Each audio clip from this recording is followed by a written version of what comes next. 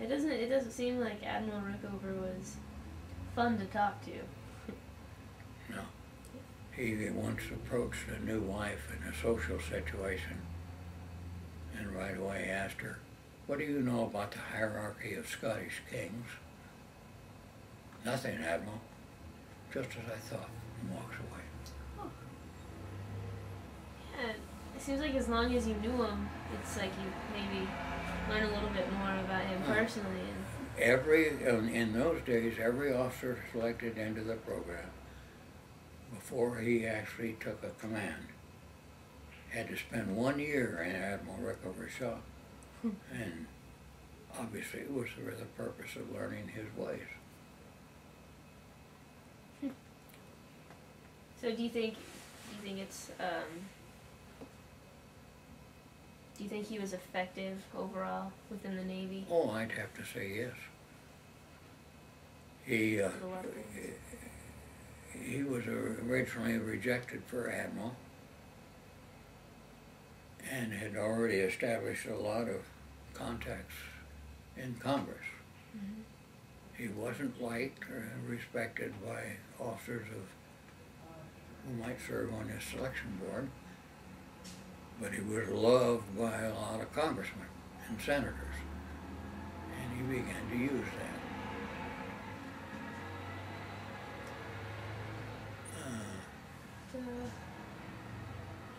I'm sorry, I forget what point I was going to make. Well, no, that's okay. It'll come back to you. New things, remember? Your wife's always saying. No, he remembers things that never even happened.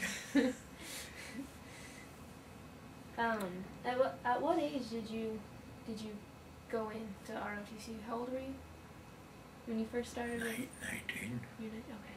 I think. Okay. I was just curious. I only had one shot at going to the Naval Academy. If I didn't pass that first test, if I wasn't among the top 30, I'd have been too old for the next year. Oh, okay. That's cool. What about your wife? How did she take you moving around a lot? So she lapped it up. She liked it, huh? Yep. Wow. We moved 23 times, and she enjoyed every place we went except Key West. Yes, Key West. That's good. And she didn't want me to retire when I did. She knew I was going to make Admiral. I knew I was not going to make Admiral, and that made the difference. So I didn't want to be a conventional captain at a desk in Washington. You don't want to do that desk work and paper pushing. We had a word for it at that time. I command a large mahogany desk. Young admirals in the Pentagon are like paper boys. Yeah, you were pretty young. Yeah. To be doing all that stuff. It's an amazing feat. Well, it's been a good deal for me. I had a career I greatly enjoyed, except for that first year. And I was successful at being a small frog a large frog in a small puddle. Yeah. I got the heart of, I had 9 successive years of command, which most officers can't begin to approach. So, and then I quit. When the going got unpleasant, I quit. Well, then what'd you do right after that? Oh, I was a stockbroker and an idea man for a prime contractor of Trident. Trident. I was their Trident was a program of our present boomers.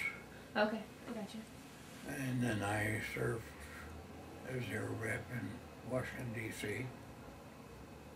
And then I retired, came back to my home and bought property and built my own house. Every stick and wire of it. Nice. Had a grand time. So, let's see here. So now you live in Issaquah? Mm-hmm. How long have you lived there? Well, 5 years in our present house, which is a retirement community. and 5 years also in Issaquah in a view house at Horizon View. Well, it sounds like you had an amazing career, I had a good time. and it looks like you're doing well. Well, I had a stroke 7 years ago, and the people at the rehab center at the hospital said that I had recovered to a better degree than anybody that they knew. And I thought, they tell that to everybody. They want to encourage me, make me keep trying to be better. But a few months later, they called me and they said, we want you to come down to the hospital as a volunteer. And I said, oh, what's involved?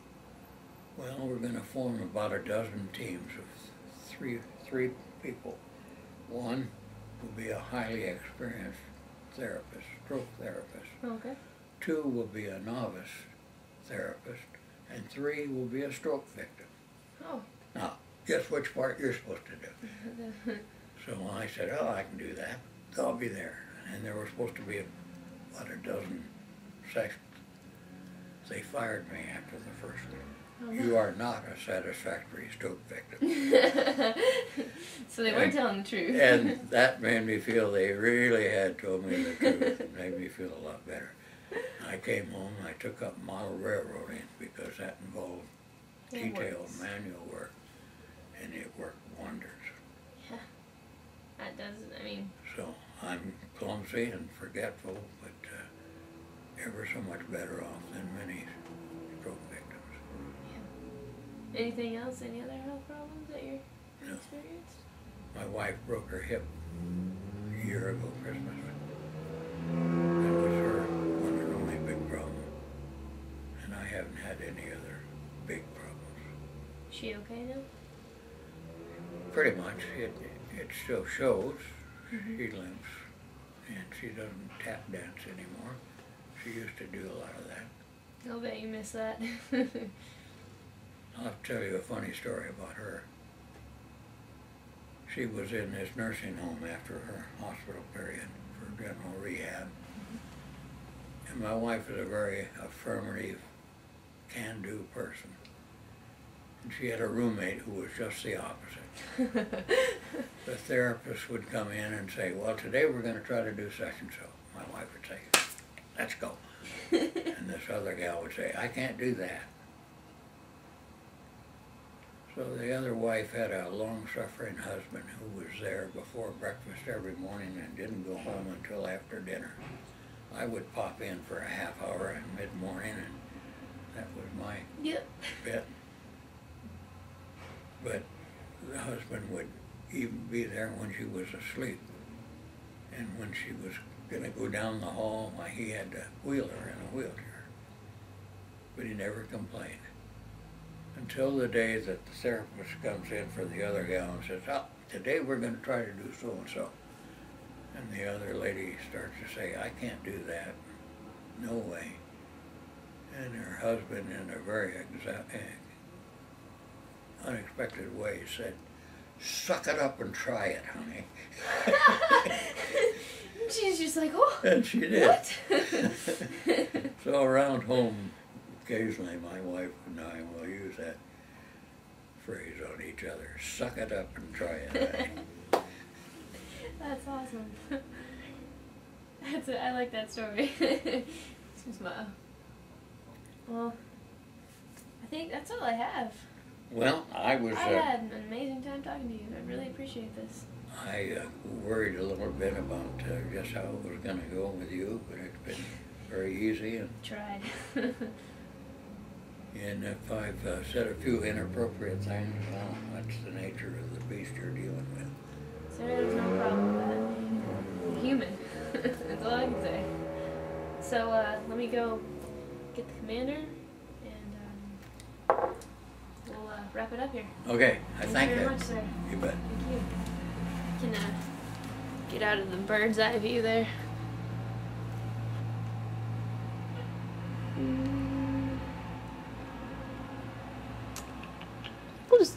I'll let him do it. Incidentally, I have a tremendous continuing sense of friendship and respect for this unit. Yeah.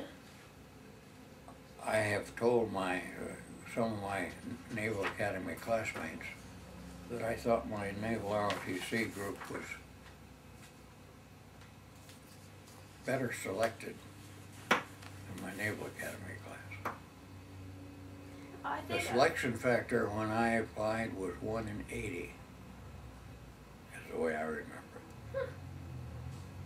that's My Naval Academy class has a lot of draft dodgers. yeah, I can see that. I mean, We soon found out who they were as the year went by. yeah. I think on the whole, the selection factor was better here under Admiral or Captain Barr than they were at the Naval Academy. The people here, I really enjoy working with them and just being around them. It's a lot of morale and leadership, and everybody's here for the same reason. And there's Well, and all the students are together and starting out to do something bigger if they hope, Yes, sir. and many of them are going to succeed.